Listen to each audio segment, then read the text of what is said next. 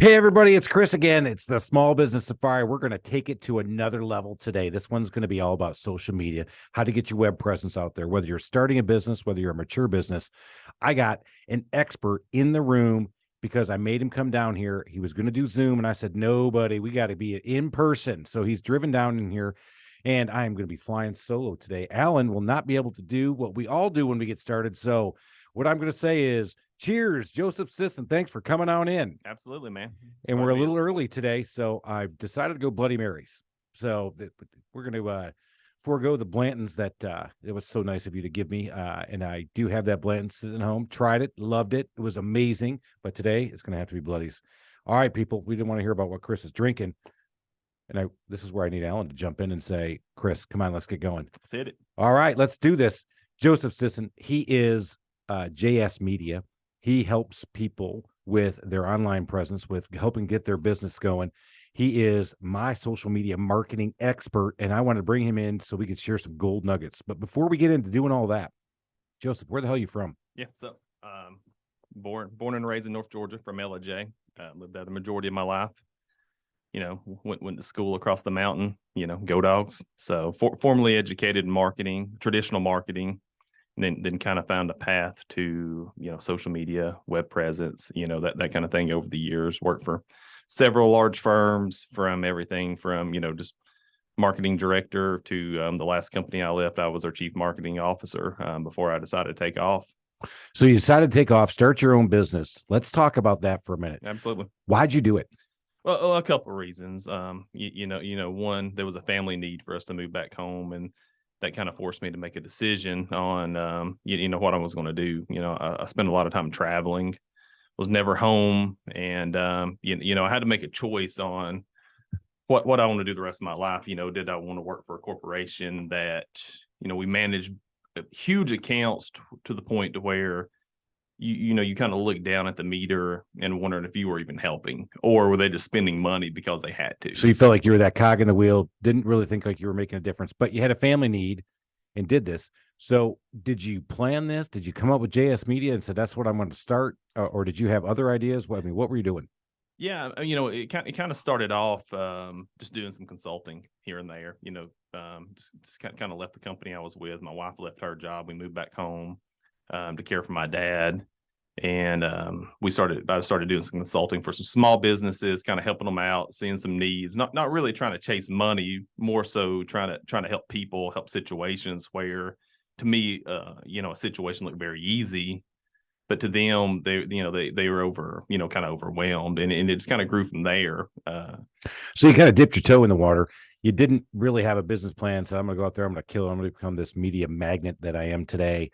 So you just started doing consulting and getting into it, and it just kind of blossomed from there. Yeah, it's kind of evolved from there. You know, we as a company now, we work with about 250 businesses at this point, and we've never spent any money on marketing. It's all referral. Right. And you know, I think it's because our clients trust us and they recommend us, especially when you see, you know, clients in the same industry recommend you to somebody else in that industry. Yeah, that's solid. Yeah, I think it shows a lot about, you know, who we are and what we do.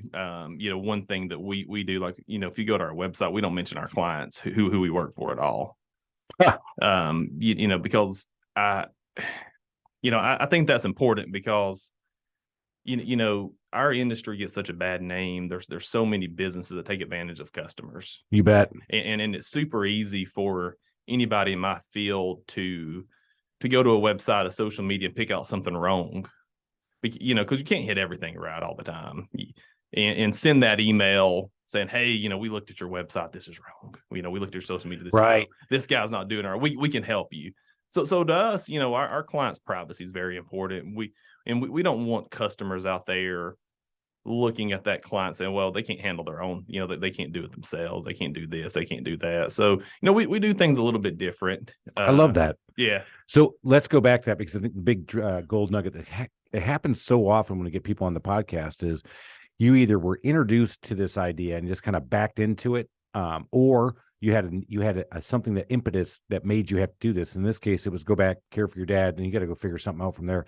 And I think that's big for everybody. You know, sometimes you got to walk through those doors. The doors are there, but you just don't even know if they're ready to be opened. And then you open it and did it.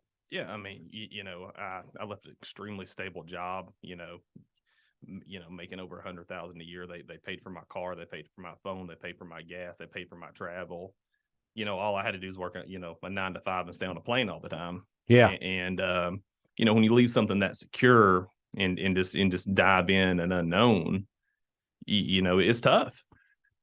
Yeah, right. I think one of the things that a lot of people ask, Simon Sinek and the famous question, why? What was your why to do this? And it sounds like your why was to get back closer to family. And then, but it wasn't to go out there and become somebody who's going to help companies not be duped and get the right value out of their social media play and their branding online strategy. So in your why in the beginning, it really wasn't there. And I've talked about this with a lot of people. It seems like for me, especially, my why evolved. I've had some people come on and say, man, I had my why figured out right off the bat. How about you? Was your why always there, or has it evolved?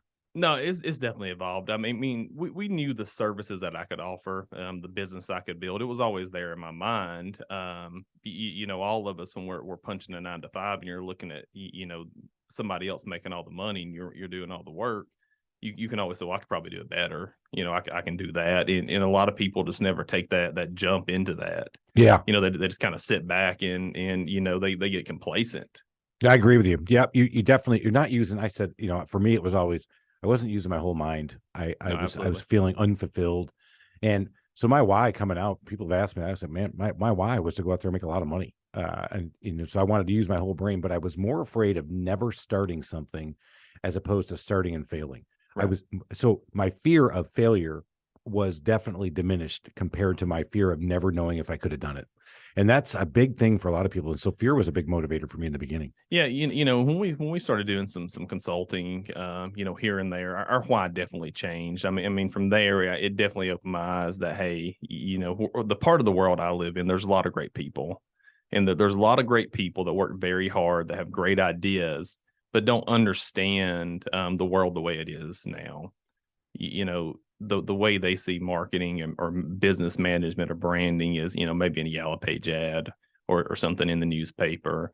And then, when somebody calls them or overwhelms them with all this information saying, oh, you got to be doing this and this and this, and it's 2,000, 3,000, 4,000 a month, they kind of get scared, like, well, should I be doing it? Shouldn't I be doing it? Who should I hire? And a lot of bad decisions are made. I mean, we've met with so many clients that they get to a point they want to update their website or grow, and they find that they can't. That they don't even own their website, that, if they don't pay this X amount of dollars a month to this company, then what they've built over the years, is not even theirs. All right. Well, we've set it up. We set the stage. We started talking about this. Let's talk about it. Absolutely. Here we go. So I'm starting a business. What are the first things I should be doing? How should I be thinking about this? Well, the two big factors are deciding, what type of business are you? Are you a contract-based business, or are you a consumer-based business? Because that really sets the track on how you should set up. Or, are you selling goods and services, or are you selling products and trinkets? Gotcha. So that's number one. Guy got to figure out what business I'm in. Absolutely. All right. Now, what's the first thing I get? Is it a website? Is it what do I do? Is it website? Because you're right. People come in and say, man, you got to have all this stuff and spending thousands and thousands of dollars. What's number one? Yeah. So, if you're in a service-based industry, like, Trusted Toolbox, an electrician, a plumber, or anything like that, it's Google My Business. It's local search right now. It dominates everything. Because if we don't put it in there on a local base, our phones do it for us. So there you go. Gold nugget number one. If you're in a home service-based business, I'm sorry, home services, not in the home, but if you're doing a local service to a customer base, you got to have Google My Business page set up number one. And let's talk about that one for a minute, because you and I helped set up one of my other operations in my remote location that I've got in my second satellite office. And we went to set up that Google My Business page. And I'm like, hey, man, easy peasy. And you started giving me all these things we had to do. And then so what are all those things you have to do? Yeah. People think that once they put their phone number in there, their address in there, and they verify it, that's it. But Google is a very large company that makes a lot of money, and they don't make choices without a path. And if you look at your account, it's got service area, it's got services, it's got photos of the inside of your business, outside of your business. They put those things there for a reason. And the more you work your account, that the more it's going to be optimized. And it blows my mind, the pages we go to, that the owners never claim the business. And with today's world, if you don't put your service area in there, okay, you serve Duluth, Dunwoody, Brookhaven, whatever it may be, then you're not even going to show up for searches in that area. Yeah. So how long, if I said, boom, let's talk about this one. So I wanted to open up a branch in Athens, and that's what we did. And I said, go. And the day I told you, I'm like, hey man, I got to get this started. How long did it take? And how long should it take for a Google My Business page to be up and running? Yeah, you probably should have started 6 months before you said go. Whoops. You really, another one in the long list of dumb decisions Chris has made. Joseph just hit one. I said go, and he's like, well, dude, you should have said it 6 months ago. So you're going to need about 6 months for this thing to get rolling. Fortunately, Google My Business, if you get a lot behind it, you can catch it up quick. If you get reviews coming in, if you start posting content, you start uploading photos, it's one of the faster pathways to getting out there. That's why I tell people start there first. So don't even need a website. Maybe have a website sitting there, but you got to get that Google My Business up. Yeah, you definitely need at least a landing page, because when you're filling out your Google My Business, it's going to ask for one. All right, so we got to get the web page. And you said 6 months before you want to go live, you should be setting this Google My Business page up. Yeah, you should be setting all this, because we're in a world now, Google calls it NAP, N-A-P, so name, address, phone number. So basically, any profile that you have online that your name, address, phone number comes up, when somebody searches for it, Google pulls all that information and puts it all on the side. So if you put the Trusted Toolbox on one of them, and on the other one, you put the Trusted Toolbox Duluth, Google's going to show an error in that listing. So everything's got to be identical, from the address, the phone number, the name, everything, when you're coming down. You just brought up something that's really big. Number one, Google is a really big company. Absolutely. And I think one of the biggest things that happened to me was trying to get the address verified. And how do they do the address verification? So, now it's a little different. So traditionally it's a postcard in the mail that they'll send. So now if it's an address that's been pre-verified, as far as other businesses have been there, they've gotten mail there, or the address has been there a while, and the phone number that you have matches the information that you're putting on the account, they will let you verify it over the phone with a text or a call. Whoa. Well, that's not how we did it. No, well, so we verified hundreds of these, but we're dealing with a customer right now up in our area. We met with him. We told him it was easy. That's not going to take very long. We'll get it done. So now we're 12 weeks into it and still don't have the verification. Bingo. That's what happened to me. It took 4 attempts to get that postcard in the mail. Yep. Finally get the postcard in the mail, and we finally get going. 4 attempts, man. And I was out there. I had already hired a manager. I'm out there trying to beat the street, get jobs going, and we are totally dead when it comes to Google and people finding us. Yeah, and that's what's happened with this customer. We were on attempt 5, and the card never showed up, and so now they're like, well, you can't have any more cards. Like, so now we're having to upload, bank statements, credit card statements, do photos and videos of the business, of the street view, and go through this whole process. And that's why, I tell people, like, you got to plan ahead for this. Definitely. Because you don't know. That's the gold nugget. You got to plan ahead. So you should be setting up your website, right? You got an idea, you're getting ready to launch. If you think you're launching next month, man, you better back up, make sure, number one, you got your website, but number 1A, you got to start working on that Google My Business listing and get it verified, because it took a long time to get it going. For me, it took me an extra 2 months. So I'm about 2 months behind where I wanted to be because I started so late. And you would think, after being in the business for 14 years, I would know what the hell I'm doing. And once again, I screwed it all up. Yeah, and don't get me wrong, your website's extremely important. But for a service-based, if you're a handyman, you just need something simple. You need a way for customers to contact you. It needs to be clean. It needs to be easy. It needs to be, fast and manageable for the consumer. But 9 times out of 10, if they're on a Google search, they're going to stop at that map, and look at those reviews. That's 85% of web traffic gets caught in that box. And so a lot of times the only reason that they'll ever get to your website is if they go back and look you up and go through the process of fact checking. We have a lot of conversations with customers, on the social media side, and they're like, well, like, we don't get much out of social media. Why do we do it? All of our business comes from Google. I'm like, well, what you don't understand, though, is, traditionally, so if you're a referral-based business and they Google you, Well, I mean, what are they going to do? They're going to go look at your Facebook. They're going to look at your website. They're going to look at your LinkedIn. They're going to look at everything that you have. If that information is not consistent with everything else, they may judge what type of business that you are. So let's keep going down the local service path because you and expand on this a little bit more. So get your website, get your Google My Business, and then people think, hey, social media, that should be driving all kinds of traffic. And how come I'm not converting these things? So talk a little bit more about Instagram, Facebook, LinkedIn, TikTok, all the different social medias that are out there and what people should be doing with them. And just let's talk about service business for a minute. So especially in the service-based industry, the first thing I tell people is only commit to what you can consistently do.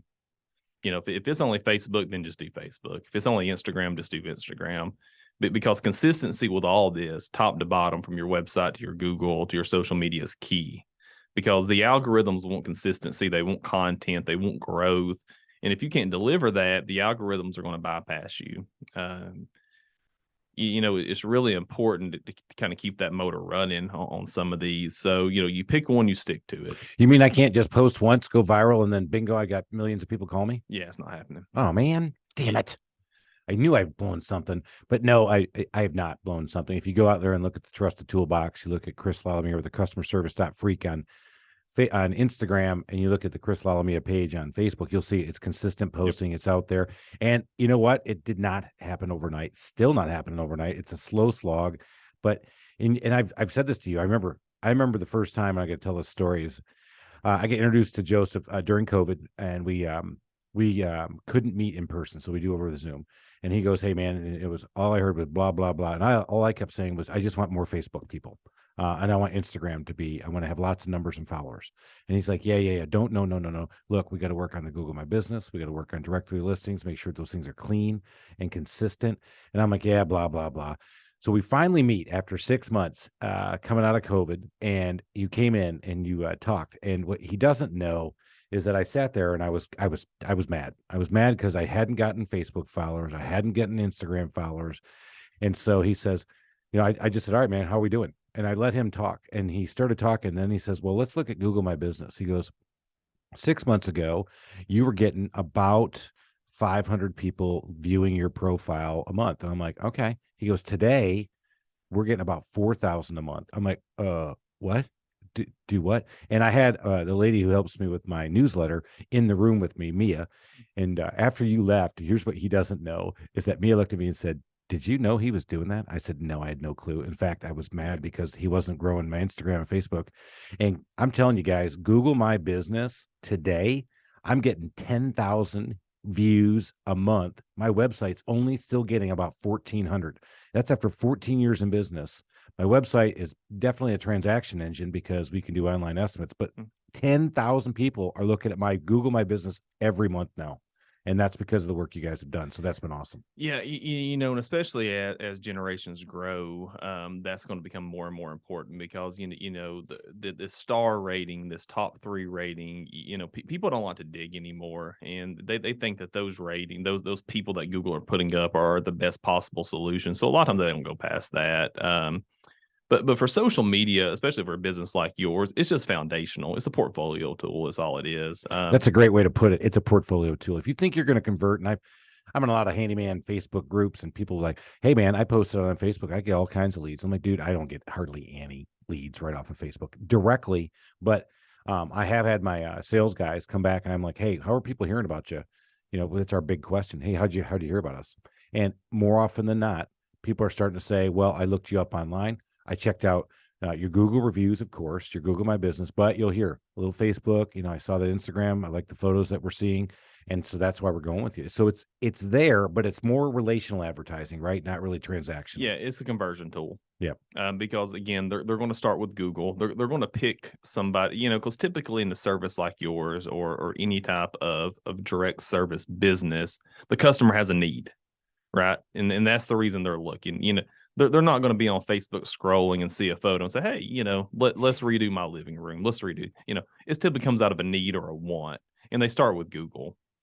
Yeah, I think you're right on with that, and that's what I loved about this. So, all right, so I pick a social media vehicle, and I'm trying to decide which one to go with. I'm like, let's go with Facebook, let's go with Instagram, and you got to stay consistent.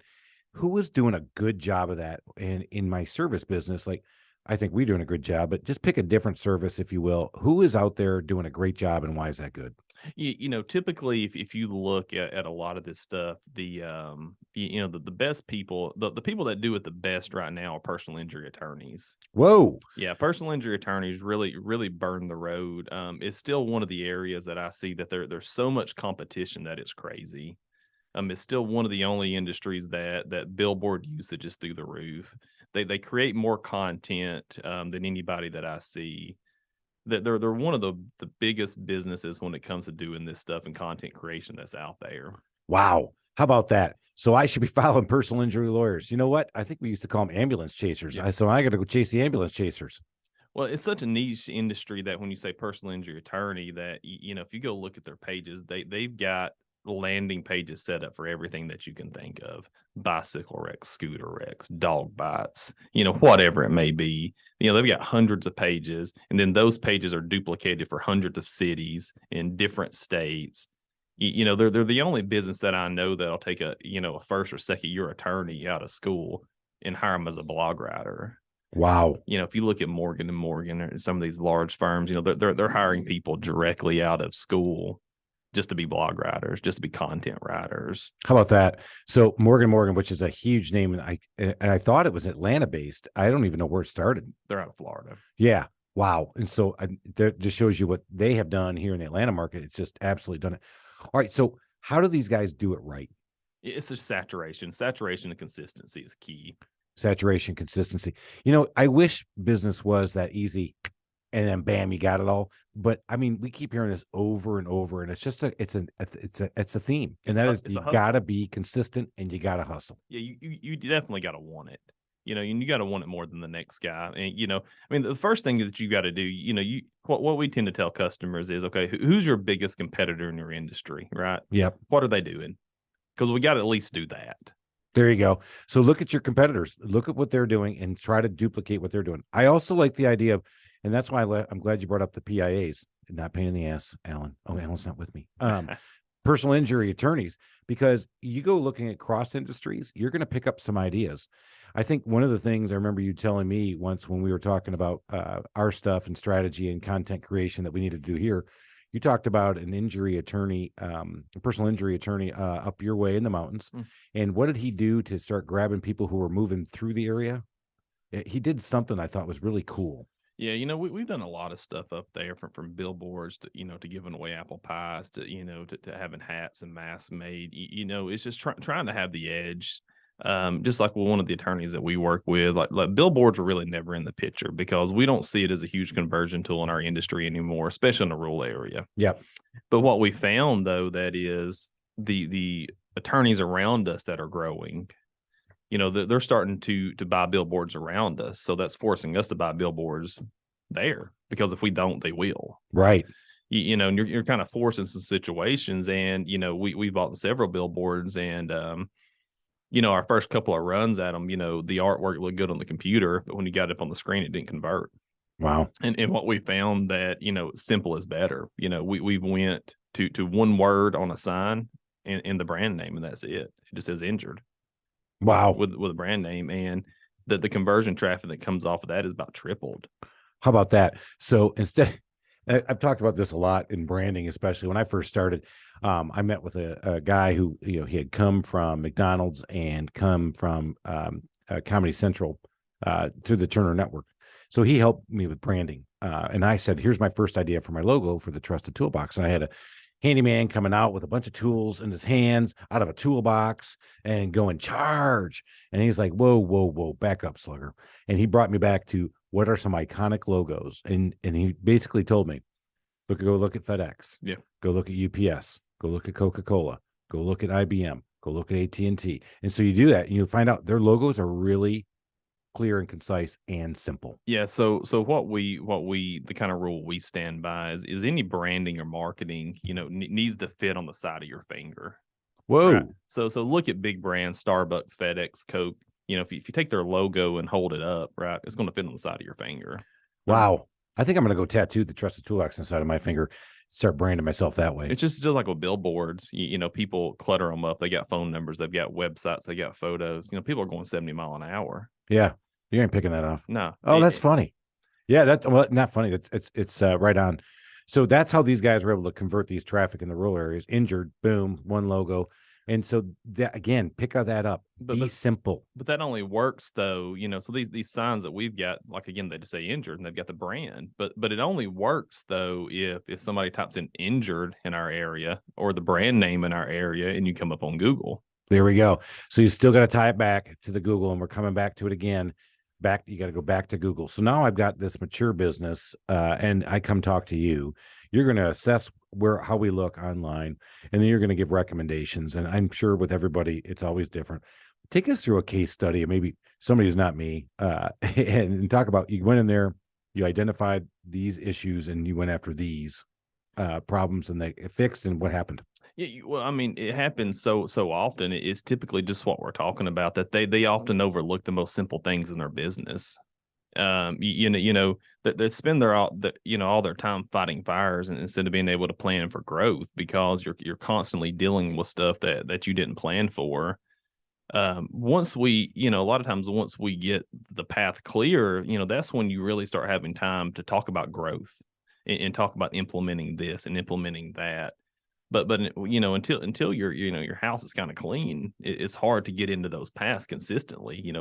You start something, you fail it, or you jump in of it, you jump out of it. You try this because it's a new trend.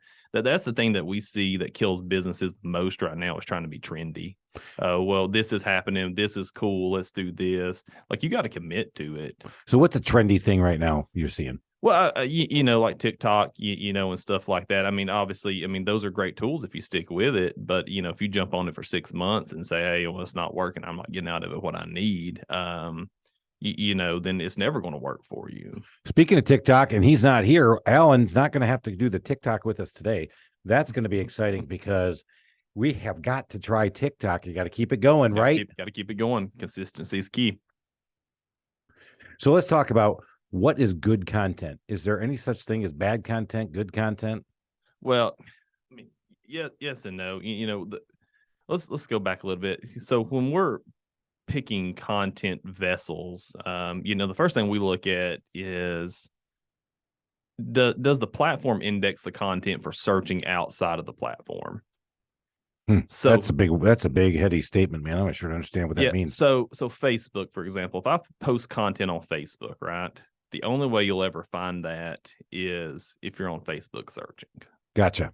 Right. But if you post content on Instagram, you can go under your settings. They have what they call alt tags. So if you fill that alt tag out with your keyword, now Google will index that, so it will become viable through image search. Okay. So now you can find that content outside of the platform.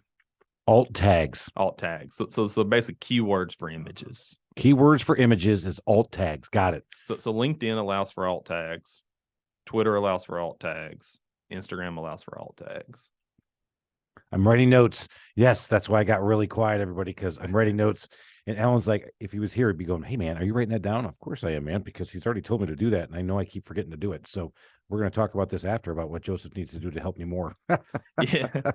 But, when we're talking about vessels, obviously Facebook and Instagram is the big one. I mean, because it's easy to manage. You can manage both platforms from one business suite on Facebook now, so it's easy. So you should be doing at least both of those. The king right now is video. Video is king. Long format video is king right now. Like, if you want the best bang for your buck, record an hour-long video about whatever. You cut that video up into segments. You cut those segments into smaller pieces, and you use them on video platforms. If you look at, like in the podcast industry, that's what they're doing, and they're being extremely successful. Most of your big podcasts never create any content to advertise the podcast outside of recording the podcast. Yeah. So, and that's what he's talking about, me, or are you talking about somebody else who's bigger? Well, I guess we'll talk about that later. Oh no, I'm not as big as I thought I was. But a lot of people, when we talk about search engines, that they overlook, one website as being a huge search vessel, and that's YouTube. I mean, Google's the number one search engine in the world. YouTube's the number two search engine in the world. That's big. The YouTube and the I've heard that too, and I actually. Still, I'm dinosaur trying to figure out how to do all that stuff too. Well, especially in an industry like yours, where you're fixing things for people. You Yeah. know, 9 times out of 10, as a homeowner, what's the first thing we do when something breaks? You know, we Google how to fix this. Right. You know, so if you had an electrician or a plumber that just dedicated, 10 hours a week to creating how-to videos, you'd be surprised at the traffic and the monetization that they could get out of something like that. You've told me to do that before in the past. I haven't been as consistent as I'd like because I had a summer intern and we let her go get a job and be a real person. And I just didn't invest back in it, but I believe in it. You know, I've got to get back invested in it. I just had some other things to fight in the beginning here, but I got to get after that fire and get more consistent, get more videos out there. Show somebody how to change a toilet. Who cares? I mean, no, absolutely. Because, a lot of people, especially, you look at the demographic right now, 20 to 30, a lot of them have never been exposed to things like that. And that's their first go-to is, their phone, how to do this, how to do that. What does this take? What does that take? And as we, as those people age, that's only going to grow more and more and more. There's only a slight, chunk of the demographic right now that don't do that. So 55 and up typically Google, how to do everything, especially when it comes to more modern stuff. And then 20 to 30, Google everything. So, you've only got that chunk of like 30 to 50-year-olds right now that are more self-sufficient that aren't looking those things up. all right. So you've dropped it, but I really want to get into this part. So, I said, hey man, I'm going to start a podcast. Oh, good. Now you're like 9,550,000. Is there like only 4 people in the world that don't have a podcast? I'm like, you know what? I'm going to stay with this. I believe in it. I like what I'm doing, but it's a saturated market. Why am I getting into it? Let's talk about that because you just said it. There's a million videos out there. I mean, Absolutely. how do you stand out in that market? How do you do it? Well, one is the consistency. People tend to go. One is the people, right? People buy from people. People don't buy products. I mean, we said it all the time. You're the face of this business. You'll always be the face of this business. People buy from you. They trust you, and the business follows suit. Consistency again is the big thing. If they get on one of your platforms and it's halfway managed, and they get on the other platform and it's halfway managed, and they get on the third platform and it looks pretty good. They're going to make assumptions about who you are, and how you handle stuff and your trustworthiness and, your ability to execute and your ability to grow and manage and everything that comes with being consistent, on anything. But what you're saying is that as a business owner, I've got to commit the time to do this, but you're saying it's worth it as long as you pick that one channel. Is that what you're saying? Well, you got to understand your market. One, you got to find your person, right? Who are you making content for and why are you making the content?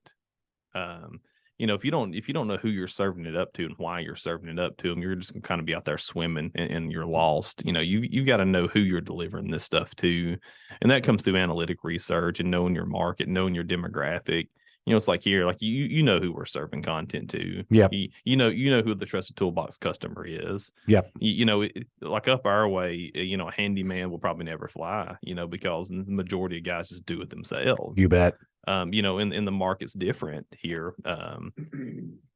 And so, it's just one of those things, like you got to know who your content's been delivered to and why you're doing it. And then you just got to grind it out, and there's tools out there that can help you supplement, if you want to pay ads, run ads. But what you'll find that those are only temporary solutions. Ads are temporary, unless you commit to the long game on running click ads or whatever. When you build an organic foundation and invest in the growth of that organic foundation, it's going to follow. The business is going to flow in. But people don't realize if you build a website today and launch it, it could take Google for 12, 16 weeks to index the SEO of it. Yeah. I mean, it's not an overnight thing. And people get very frustrated. Even dealing with us, they get very frustrated because they don't see movement. And it's hard to pay money for something that you're not seeing move for a while. But sometimes you just can't help it. And with COVID, it's gotten 10 times worse with Google. Like everything's taking 10 times longer. But is there anybody who actually works at Google? Yeah, no. I see. Well, there you go. You got the real answer. I remember one time I got a call from Google and saying they wanted to verify something. I said, hey, Joseph, these guys called me. And what are they trying to verify? Because we're trying to get this Athens branch up and going. He goes, number one, nobody calls you from Google. Number two, that is such a scam thing that's going on.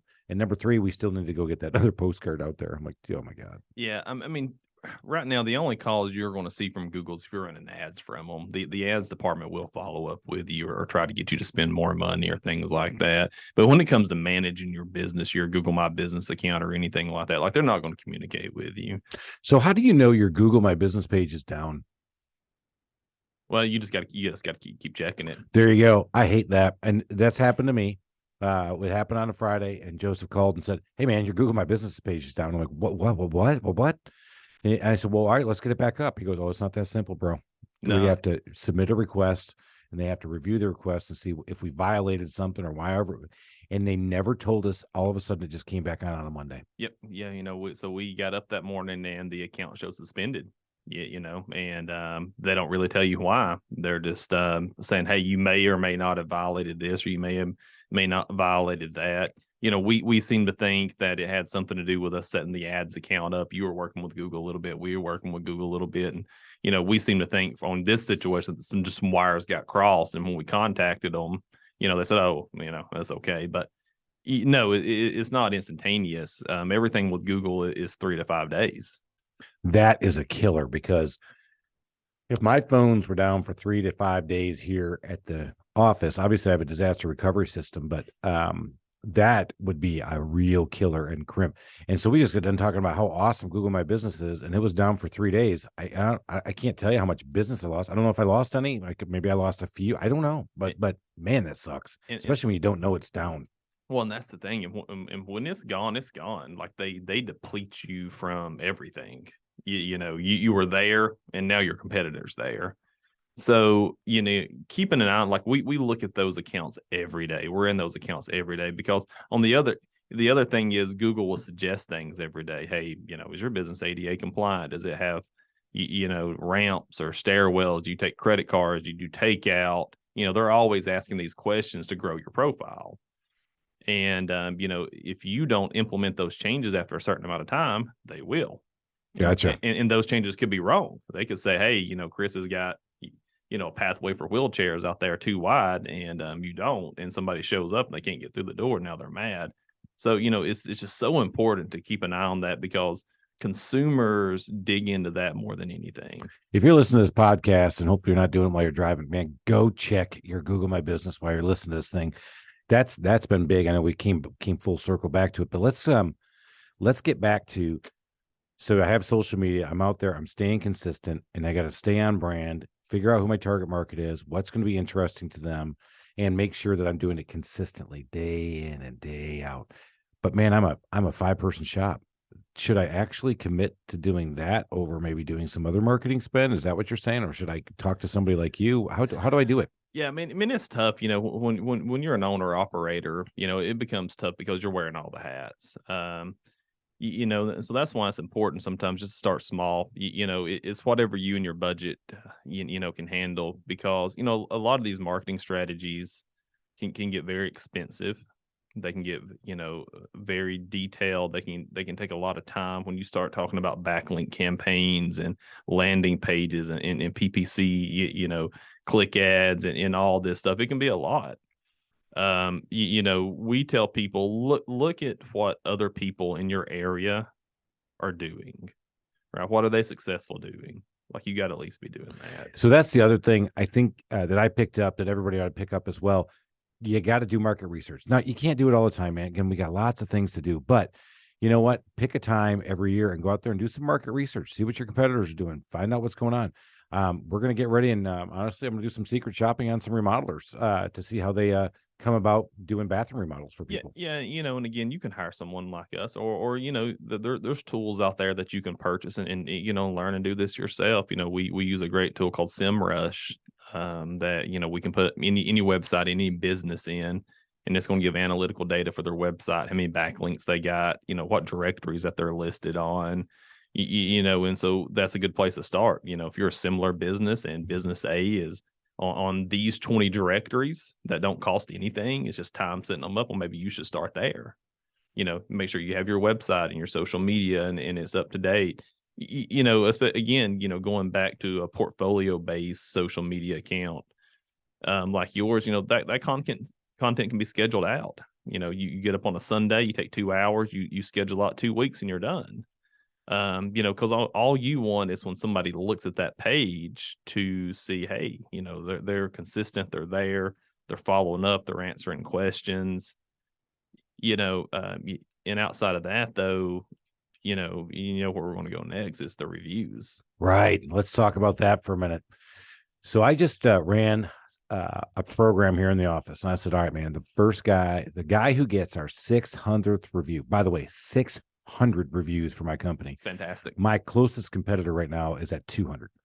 And so we're killing it. I said, all right, guy to 600. We were at 590. Yeah. Then we were at 592. And then we went down to 589. I'm like, what the hell's going on? So I called you and I was like, man, what's going on? So what's going on with that? Well, a couple of things. So at the first of the year, about March, a report came out and said that out of all these agencies, Google, Yelp, whatever, Google ranks among the top with fake reviews. Okay. Yeah. Well, I say fake, or it could be your buddy leaving a review for you or whatever, a non-genuine review. It wasn't a customer, right? They never had an experience with you. You ask a buddy to leave a review, or your sister or your cousin, whatever it may be. So they've really cracked down on that, and they're really going through and pulling reviews that don't have written verbiage with them, and things like that. We're actually seeing, like with the restaurants, if a customer leaves a review on the same IP address that the business owner is using to manage their Google My Business, they may or may not let the review go through because they feel like you may be coaxing that person into leaving that review there at that time. And when you say they are evaluating, it's got to be some kind of analytics, right? Because there's nobody there working them. Yeah, it's not people, it's analytics. And that's why there's no rhyme or reason to this, and why we don't know what the criteria is. You want genuine reviews. You want the consumer to leave them after they've left you.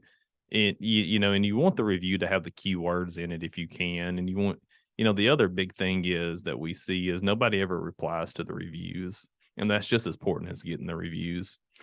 So you're telling me you got to reply to these reviews on your Google My Business page because that's important. Yeah, absolutely. And, the verbiage in those can be indexed as well. So, you could say, thank you for being a customer, or you can say, thank you for being a customer of the Trusted Toolbox, the most trusted, home renovation company around, and throw those keywords in there. And that's going to be more beneficial to you. So you're saying I should put other keywords in my reviews instead of saying, thank you so much, Andrew, really appreciated you giving him feedback. Absolutely. Wow. So they actually index those keywords. Yes. So, well, because it goes back to the optimization of your profile in general. And again, consistency is key here with reviews as well. So Google would rather you get a review a month for a year as opposed to you get 12 reviews this month and none for the rest of the year. Huh. What they want to show is you are consistently servicing customers. They're consistently coming in, you're servicing them, they're leaving, they're happy, they leave a review, you reply to the review, and you move on to the next one. Talk about good strategies for getting reviews, because we talk about this all the time. Satisfy one person, they're really happy. They might not tell one person. Yeah. Do one person wrong, and they are going out to Google so fast, or your head spinning. So how do you get people to get reviews? Yeah, it can be tricky. For some reason, if you're a restaurant, people leave reviews all day long. If you look at the majority of these restaurants, they got 3, 4, 5, 6, 700 reviews, and they don't even try. It can be one of the biggest struggles in business is getting those reviews, then deciding where to put those reviews, what platforms you want them on. Are you devoted to Yelp and you're running ads, so you need those verified reviews over there? Are you big into social? So you're trying to push them over there, because you're not going to get a consumer to leave one at all 3 places. Right. So you got to pick. And we always tell people Google, just because those are indexed. They're important. They go to your profile. It just depends. Are you a storefront? Are you face to face? We tend to tell people, if you're working face to face, like, you try to get that there. A business like yours, you may want to try to take those photos with a customer, with a project, have them hold something up, so you can utilize the review and the photo on a different social platform. The biggest mistake I see people make, though, is typing out the review on their own website, because those have little to no value. Right. So that's interesting. So your reviews on your website don't hold a lot of value. Yeah, they only hold a value for people looking at them Yeah. because I mean, I can go on my website or your website and type whatever I want. Yeah. So we don't know that those reviews are genuine. Gotcha. So I do we have a tool right now where you can either leave a review and it goes right to the website. But if you have a Gmail account, then you can go to Google, and Yep. that's been one of the stumbling blocks for us as well, is to get those Google reviews. Is that you do have to have a Gmail account, and not everybody does. Yep. They just Google. Well, and as a business owner, there's tools out there like you're using, and just like yours, like you've got to convert them twice. You got to get them to leave the review. Then they have to make a choice. Do they post it on the website? Okay. Yeah. So there's conversion 2.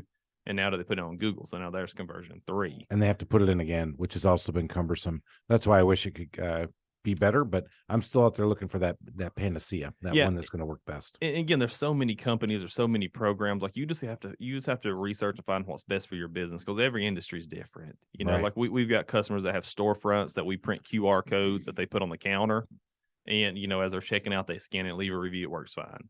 We've got like our attorneys, that industry's hard because if you got in a little bit of trouble and you hire an attorney, like you're not going to go on their website and, hey, say thank you for getting me out of my DUI for everybody to see.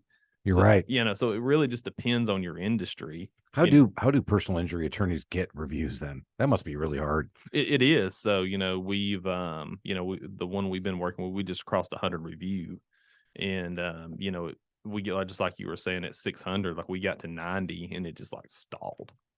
Like we just couldn't get over that hump, and it took us about a good 6 months.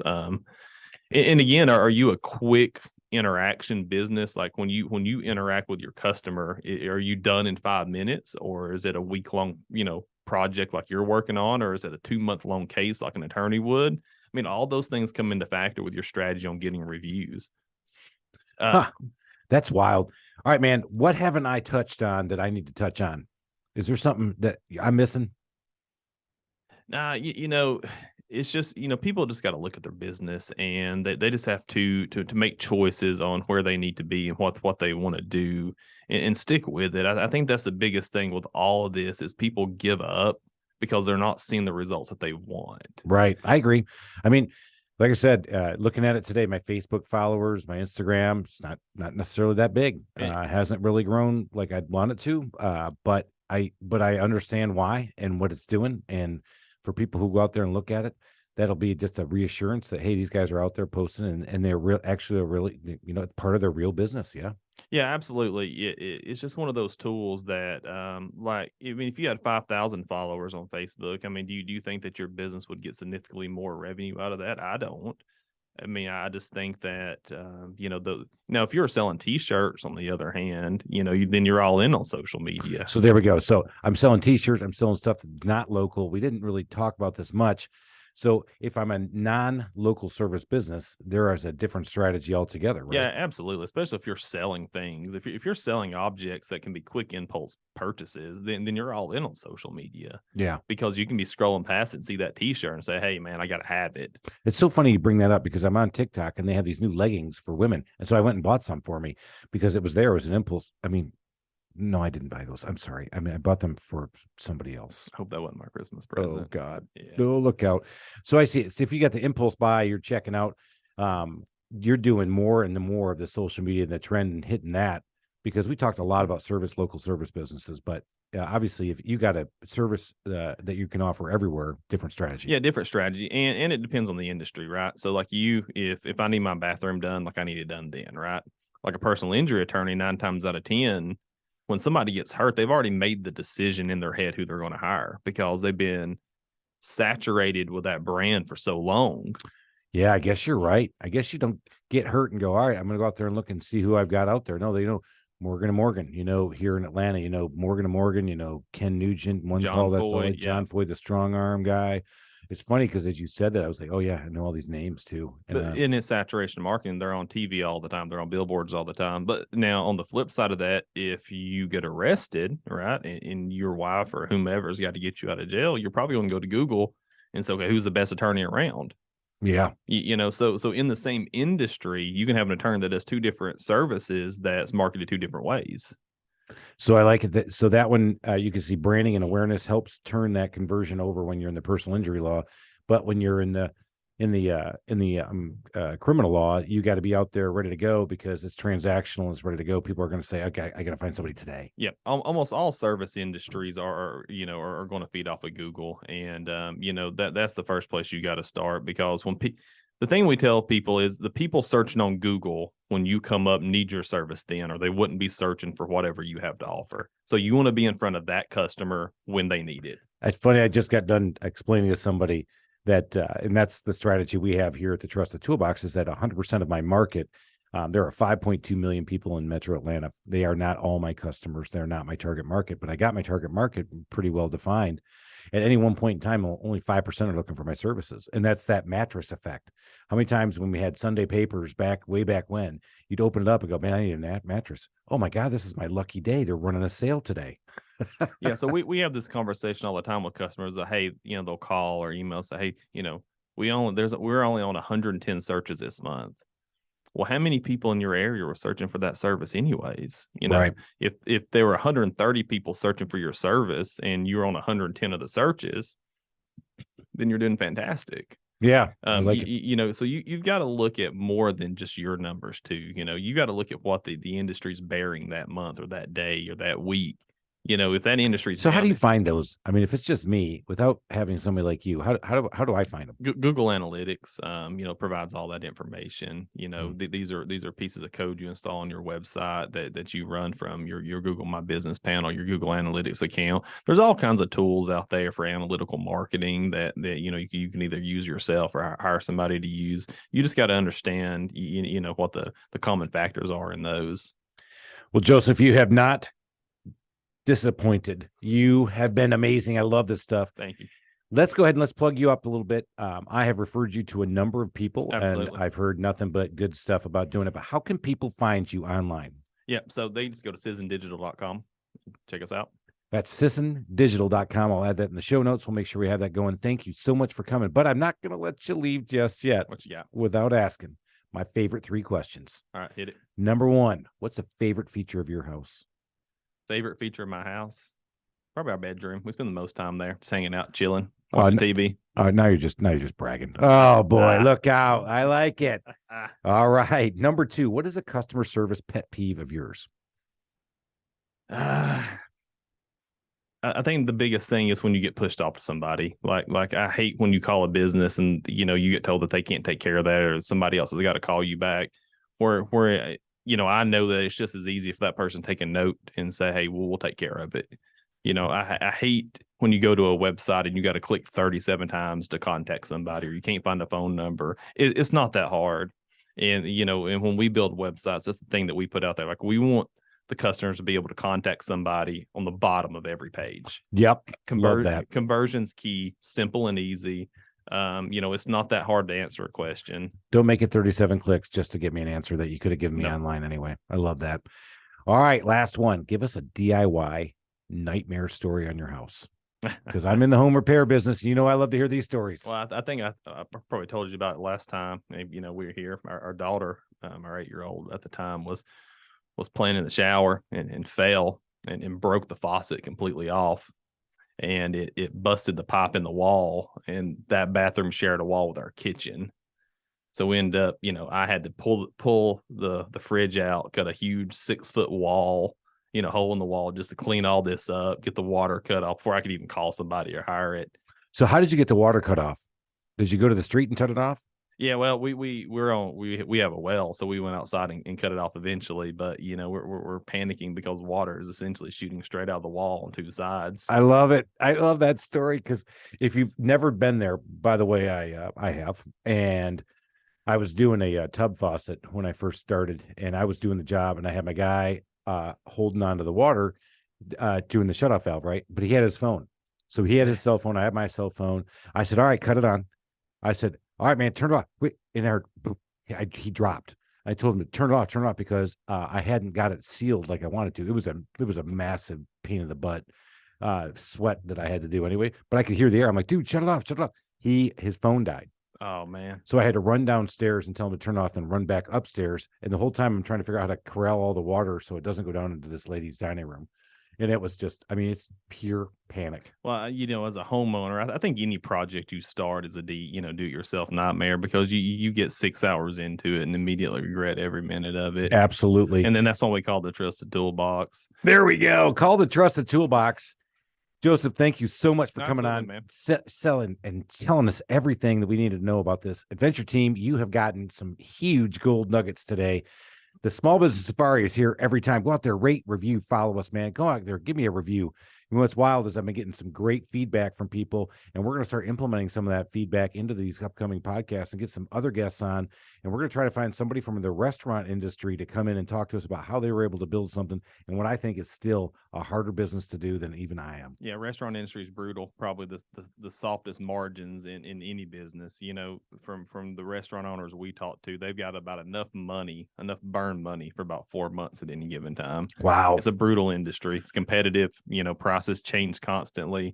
It's a business that I would not want to be in. It's a business where consumers get very upset at the smallest things. It's just, in the higher end the restaurant, the worse that it is. It's a very tough industry. There it is. All right, everybody, go out there, get up that mountaintop of success, make it happen, keep grinding. Consistency makes it happen. Get it up there, and we'll see you next time. I'm out of here.